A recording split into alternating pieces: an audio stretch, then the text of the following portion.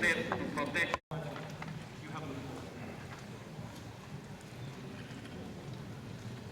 Mr. Chairman, ladies and gentlemen, the root cause of violence and human rights abuses, crimes can vary from one conflict to another. It may happen for historic, ethnic, religious, economic, or colonial reasons. The Somali region, also known as the Ogaden, is one of the 9 states in Ethiopia. This territory is practically under martial law and is a war zone fought between the Ethiopian government forces, including special local militias, and the ONLF, the Ogaden National Liberation Front.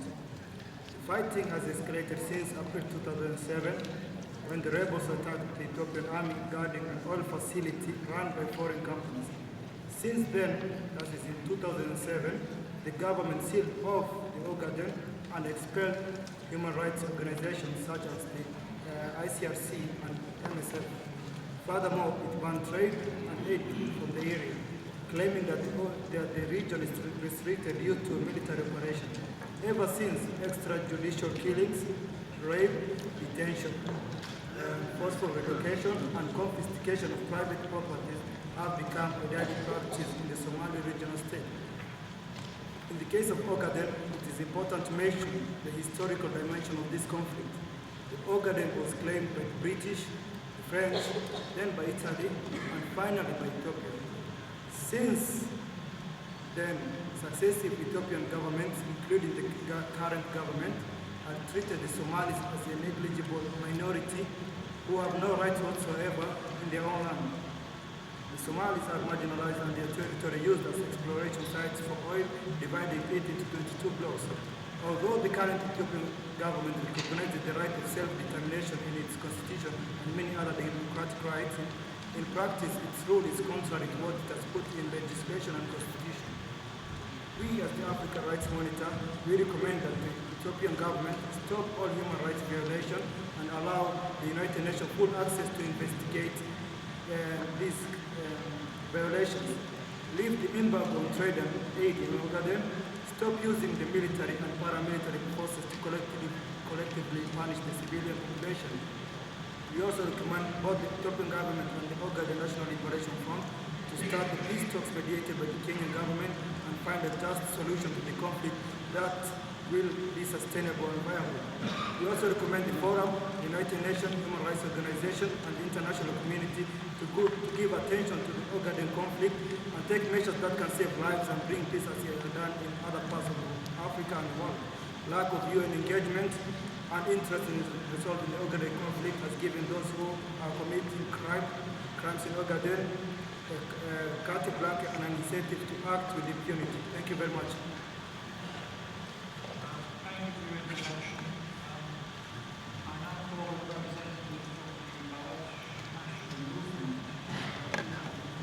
Intervention. I now call the representative of the Ogaden Youth and Student Union. You have the floor.